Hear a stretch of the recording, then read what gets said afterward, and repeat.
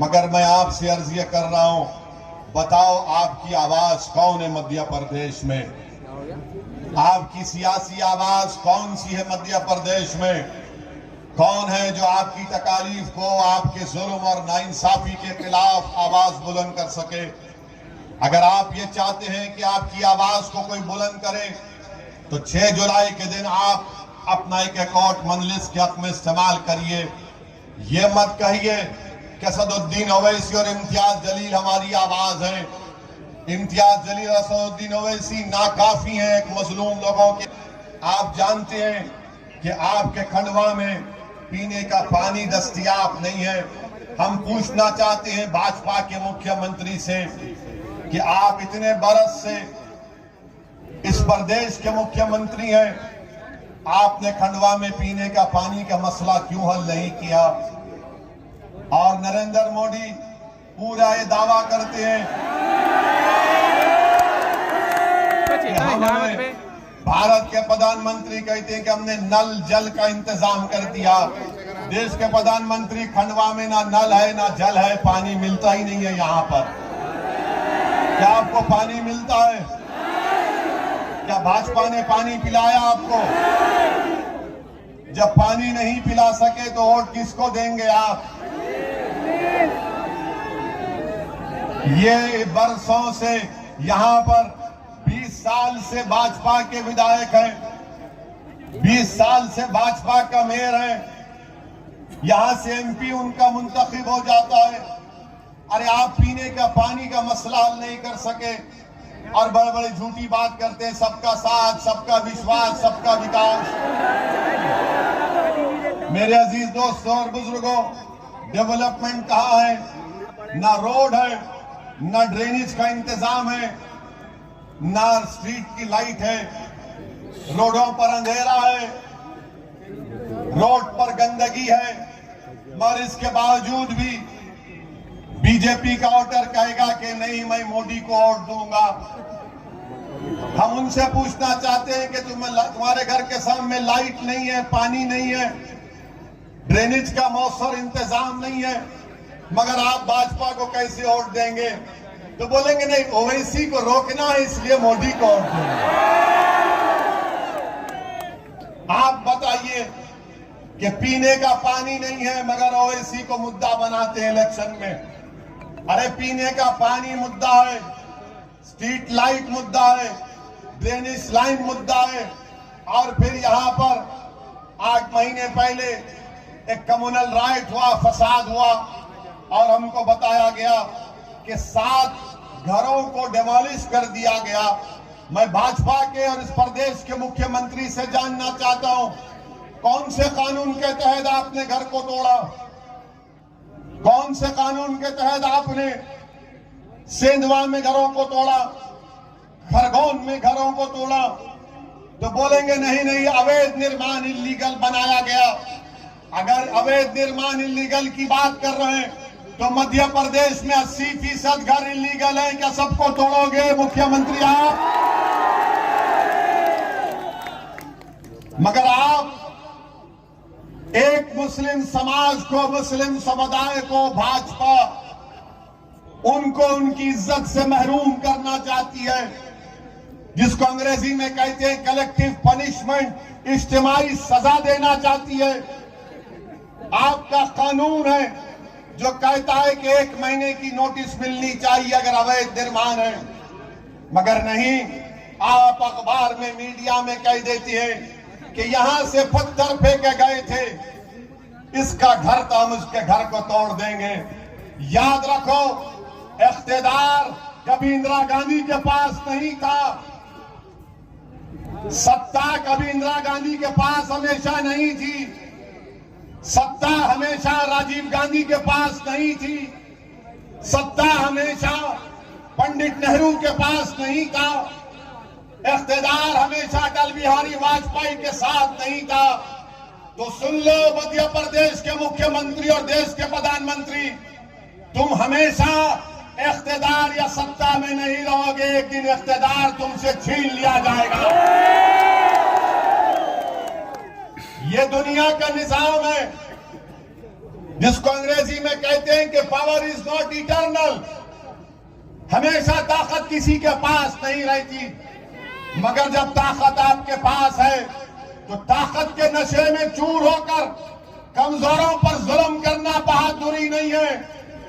ताकत के नशे में चूर होकर कमजोरों के घरों को तोड़ना तुम्हारी ही ताकत नहीं है, बहादुरी नहीं है, बल्कि ये तुम्हारी बुज़दिली की निशानी है कि तुम कमजोरों के घर तोड़ रहे हो।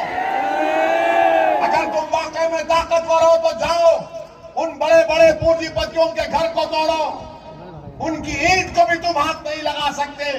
तुम कमजोर को देखकर उसके घर को बर्बाद कर रहे हो।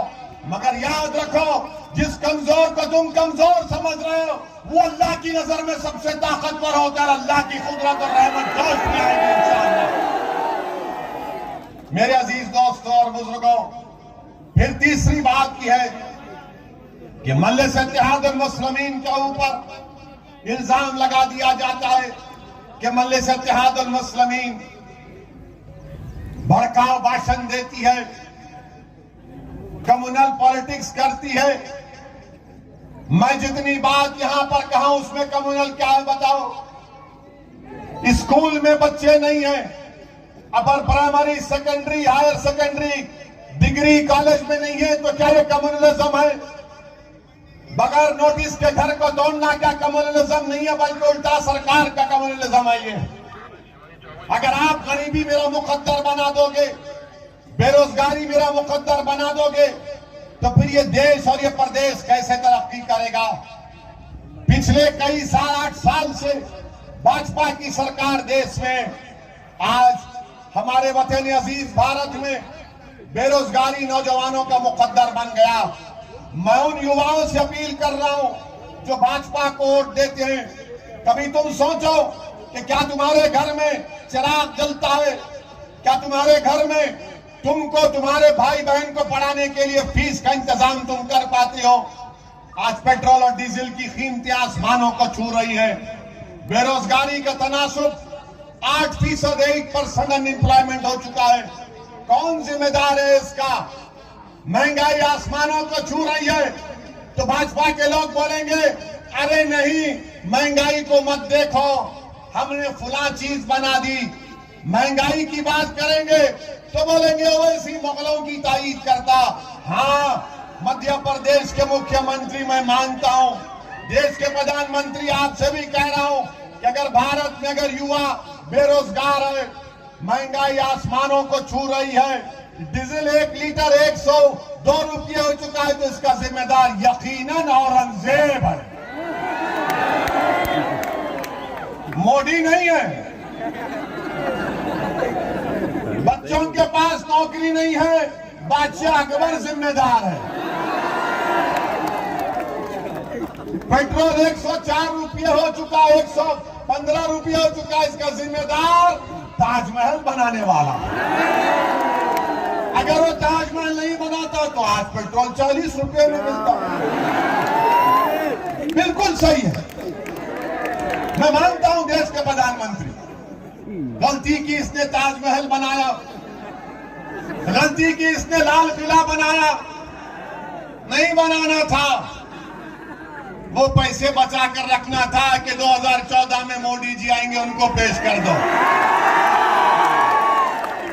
आप बताइए, हर चीज को लाकर ये मुसलमान जिम्मेदार है, मुगल जिम्मेदार है। अरे क्या भारत की हिस्ट्री में कि सिर्फ मुगलों की हुकूमत थी? उससे पहले नहीं थी? अशोका की हुकूमत नहीं थी?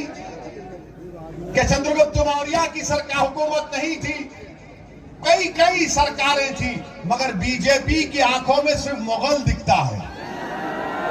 एक आंख में मुगल, दूसरी आंख में पाकिस्तान। ना हम मुगलों के जानशीन, ना हमको पाकिस्तान से कुछ मतलब है, मगर इनको सब चीज नजर आती। जिन्ना जिन्ना, अरे जिन्ना से हमको क्या करना है? हमने जिन्ना के पैगाम को ठुकरा दिया। आजादी के 75 साल का जश्न हम 15 अगस्त को मनाने जा रहे हैं, तो भारत में जितने 20 करोड़ मुसलमान हैं वो इस बात की गवाही दे रहे हैं कि उनके दादा और परदादा ने पाकिस्तान के पैगाम को ठुकराया था और भारत को अपना वतन अजीज माना था। भारत हमारा वतन अजीज है, हम भारत को नहीं छोड़ेंगे। तुम लाख नारे लगा दो, छोड़ के जा, छोड़ के जा। छोड़ना तो दूर की बात, हम जिंदा भी रहेंगे तो इस जमीन पर सीना तान कर रहेंगे और मरेंगे भी अल्लाह के हुक्म से। तो हमारी चेहरों पर मुस्कुराहट होगी और इस जमीन के अंदर हम जाएंगे इंशाअल्लाह ताला। तो मेरे अजीज दोस्तों और बुजुर्गों, ये मसाइल हैं, इस मसाइल के खिलाफ आपको आवाज उठाना है। अब कोई यहां पर कांग्रेस और भाजपा के लोग बोलेंगे कि अगर मजलिस के इंशाअल्लाह 11 के 11 जीत जाते हैं तो क्या होगा, बोलेंगे क्या होता है।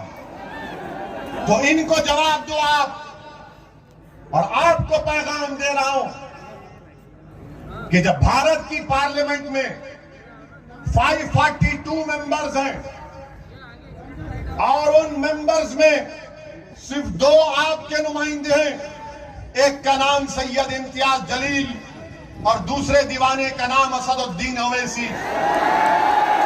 और जब हम दोनों में से कोई एक खड़े हो जाता है गरीबों की इंसाफ के लिए, मजलूमों के जुल्म को रोकने की बात हम करते हैं, पीपुल्स लॉ के गलत कानून के खिलाफ अगर किसी ने आवाज उठाई, दिल्ली दंगों के खिलाफ अगर किसी ने आवाज उठाई, अगर कहीं पर कुछ होता है दलितों पर, आदिवासियों पर, अल्पसंख्यक समाज पर, तो आप YouTube में जाकर देखिए, 5 मिनट की तकरीर का मौका हमको मिलता है।